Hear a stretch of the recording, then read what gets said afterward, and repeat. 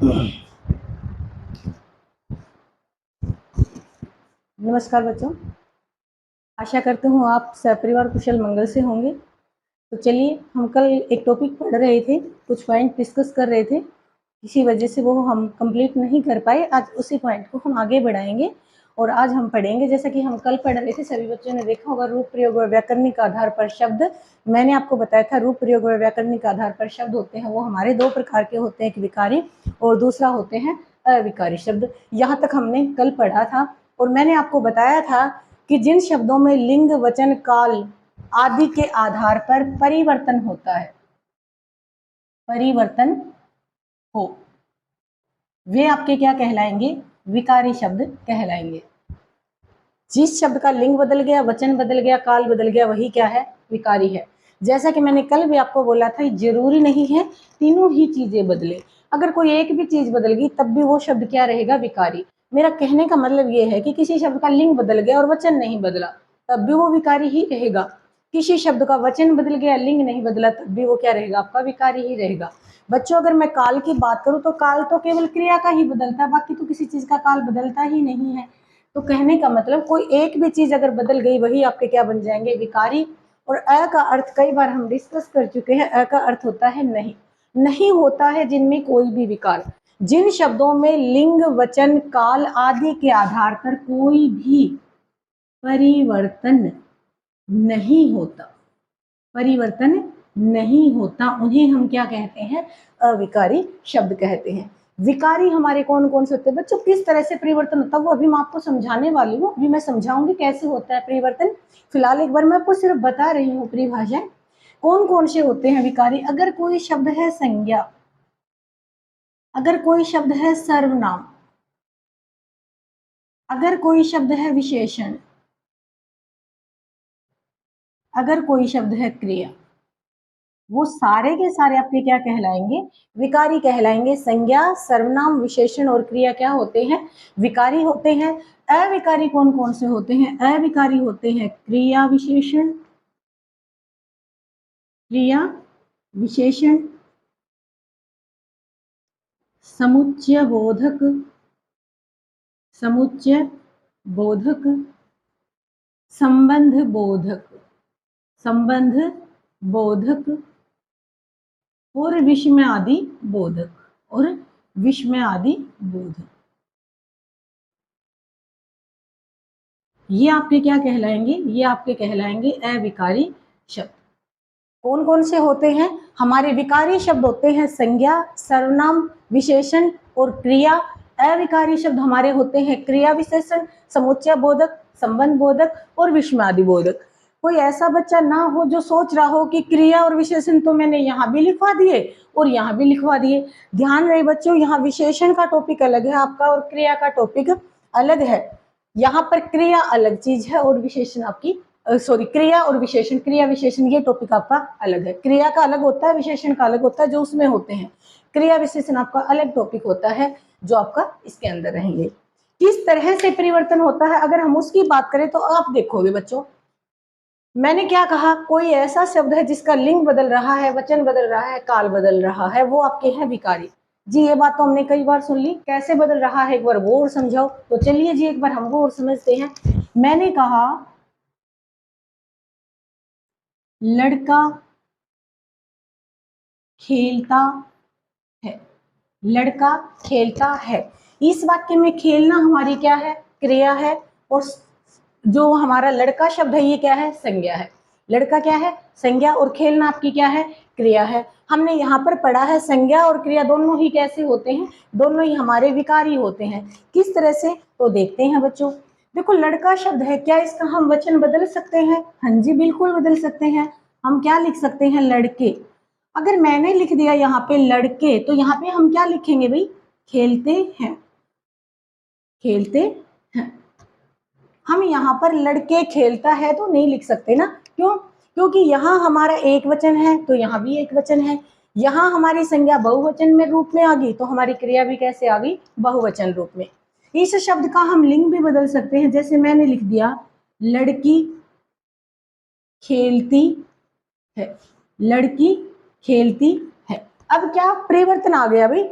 यहाँ हमारा पुल्लिंग शब्द है, संज्ञा पुल्लिंग रूप में है, यहाँ हमारी संज्ञा किस में आ गई, स्त्रीलिंग में आ गई। यहाँ क्रिया पुल्लिंग में थी और यहाँ क्रिया किस में हो गई, स्त्रीलिंग में हो गई। तो हम लोग यहाँ पे प्रैक्टिकली करके देख चुके हैं कि संज्ञा और क्रिया कैसे होते हैं, विकारी होते हैं। संज्ञा का भी लिंग बदलता है, वचन बदलता है, क्रिया का भी लिंग बदलता है और वचन बदलता है, जो अभी अभी हमने उदाहरण के साथ यहाँ पे समझा है। ठीक है जी, दो तो हमारी समझ में आ गए, दो और समझाओ कैसे होते हैं। तो आइएगा एक बार उनको और देखते हैं। बच्चों मैंने लिख दिया वह लड़का खेलता है, वह लड़का खेलता है। वह शब्द व्याकरण की दृष्टि से क्या कहलाता है, सर्वनाम कहलाता है। अगर मैं इन टॉपिक की बात करूं तो आप प्लेलिस्ट में जाके देख सकते हो, ये सारे के सारे टॉपिक मैंने अलग से करवा रखे हैं, वहां पर आप अच्छे से समझ सकते हो संज्ञा क्या होती है, सर्वनाम क्या होते हैं, विशेषण क्या होते हैं और क्रिया क्या होती है। तो वहीं पर मैंने आपको अच्छे से समझाया है कि वह शब्द क्या होता है, हमारा सर्वनाम होता है। तो मैंने लिख दिया वह लड़का खेलता है। तो यहाँ पे हम क्या लिखेंगे, वह लड़के खेलते हैं, या फिर हम लिखेंगे वे लड़के खेलते हैं। परिवर्तन क्या आया, यहाँ पर सर्वनाम किस रूप में था, एक वचन में, और यहाँ पर सर्वनाम किस रूप में आ गया, हमारा बहुवचन में आ गया। ठीक है, जैसे मैंने कहा मैं पढ़ाती हूँ, मैं पढ़ाती हूँ, और मैंने कहा हम पढ़ाते हैं, हम पढ़ाते हैं। मैं और हम दोनों ही क्या होते हैं, सर्वनाम होते हैं। जो मैं होता है वो क्या होता है, एक वचन, और हम पढ़ाते हैं ये क्या बन गया, आपका बहुवचन बन गया। तो आप यहाँ पे देख पा रहे हो कि जो आपके सर्वनाम होते हैं इनके भी लिंग वचन बदले जाते हैं। ठीक है, आगे देखेंगे जी विशेषण। देखो मैंने कहा छोटा लड़का खेलता है, लड़का लिख लो, आप इसको बच्चा भी कर सकते हो, छोटा बच्चा खेलता है, दोनों ही क्या होते हैं, आपकी संज्ञा होती है। यहाँ सेम एग्जाम्पल मैंने इसलिए रखा ताकि आपको आसानी से चीजें समझ में आए। बार बार उदाहरण बदलूंगी तो हो सकता है आप थोड़ा सा कंफ्यूज हो जाओ, इसी वजह से मैंने क्या किया है, यहाँ पर एक जैसे ही उदाहरण रखे हैं। अब लड़के की विशेषता क्या है, छोटा, तो छोटा शब्द आपका क्या हो गया, अभी विशेषण हो गया।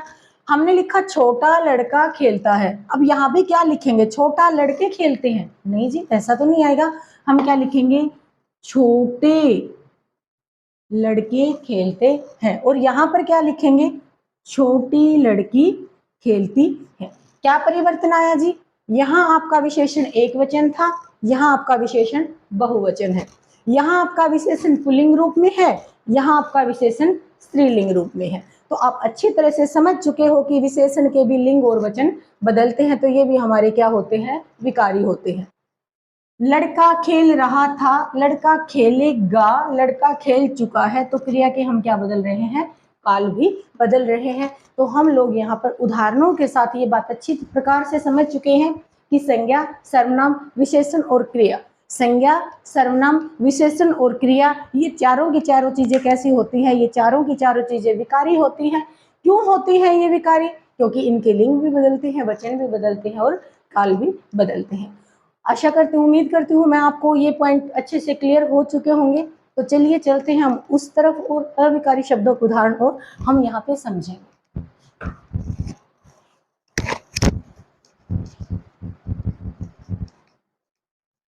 देखिएगा यहाँ लिखा है क्रिया विशेषण।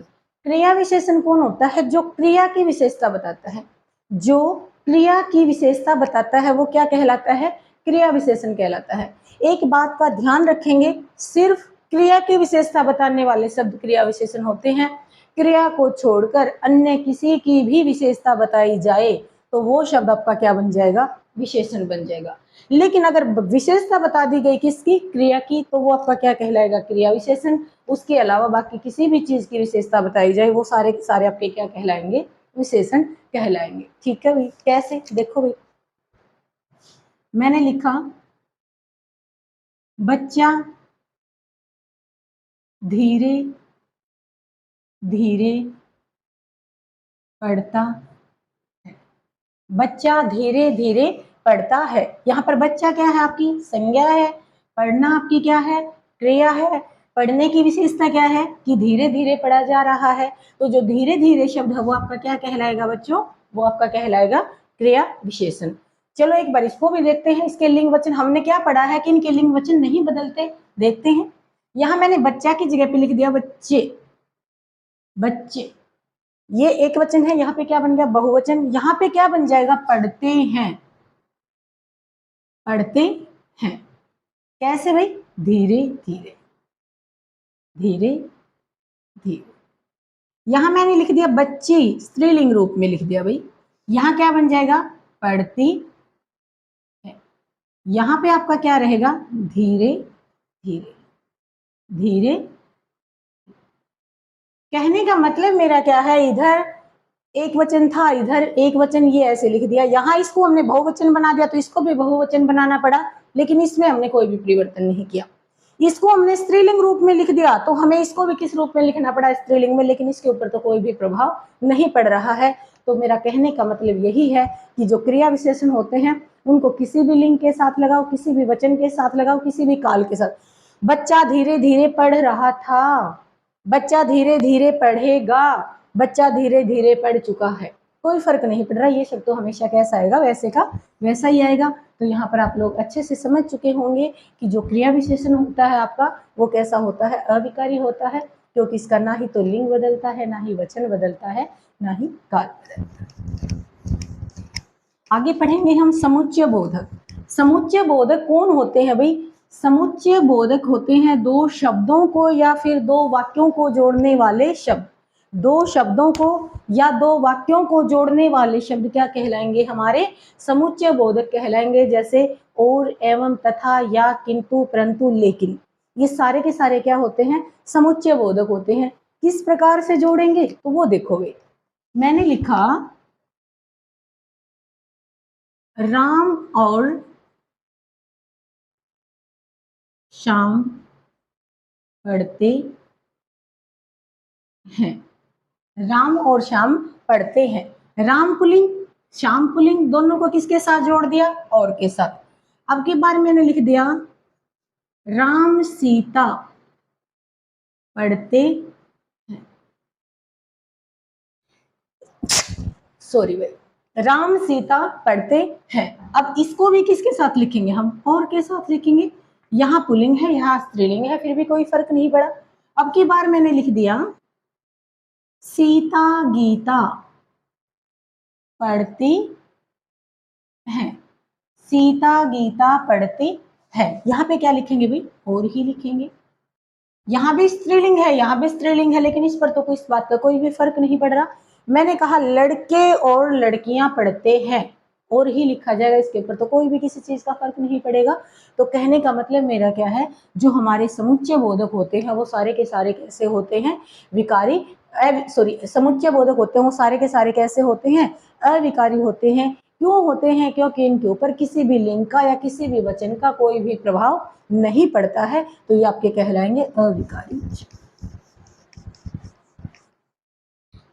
संबंध बोधक, संबंध बोधक कौन होते हैं, दो शब्द, दो व्यक्तियों के या दो वस्तुओं के बीच में जो संबंध को दर्शाएंगे वो आपके क्या कहलाएंगे, संबंध बोधक, अव्यय संबंध बोधक कहलाएंगे। कैसे भाई, एक बार देखते हैं। मैंने लिख दिया पुस्तक मेज पर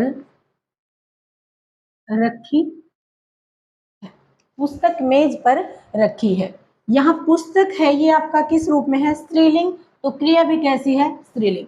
आपने सुना होगा हमेशा कहते हैं मेरी पुस्तक, मेरा पुस्तक तो हम कभी भी नहीं बोलते ना, तो मेरी का मतलब क्या है, ये स्त्रीलिंग है, ये आपका स्त्रीलिंग है, तो क्रिया भी कैसी है आपकी, स्त्रीलिंग है। लेकिन अब की बार मैंने लिख दिया पेन, पुस्तक का संबंध किसके साथ दिखा है, यहाँ पर मेज, मेज पर रखी है, ये शब्द जोड़ रहा है इनको। पेन मेज पर रखा, रखा है। अब पेन पुल्लिंग है, क्रिया भी कैसी है, पुल्लिंग, लेकिन इसके ऊपर तो इसका कोई भी फर्क नहीं पड़ रहा है, कोई भी प्रभाव नहीं पड़ रहा है। मैंने लिख दिया चाबियां, चाबियां मेज पर रखी है। यहाँ पे क्या आ गया आपका, बहुवचन रूप में आ गया, यहाँ भी बहुवचन रूप में था, ठीक है। तो इसके ऊपर किसी भी चीज का कोई भी प्रभाव नहीं पड़ रहा है, तो ये सारे के सारे आपके क्या आ जाएंगे, अविकारी शब्द आ जाएंगे। इनके ऊपर किसी भी लिंग का या वचन का कोई भी प्रभाव नहीं पड़ता है। उसके बाद है लास्ट हमारा विस्मय आदि बोधक शब्द। विस्मय आदि बोधक, विस्मय आदि बोधक कौन होते हैं? जो विस्मय को दर्शाते हैं। विस्मय का अर्थ क्या होता है? आश्चर्य को। जो किसी भी आश्चर्य को दर्शाते हैं वो आपके क्या कहलाते हैं? विस्मय आदि बोधक। जैसे मैंने लिख दिया, अरे बालक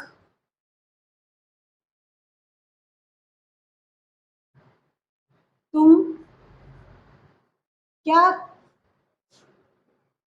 अरे बालक तुम आ गए, तुम आ गए। मैंने लिख दिया, अरे बालिका तुम आ गई, कोई फर्क नहीं पड़ा। अरे बच्चों,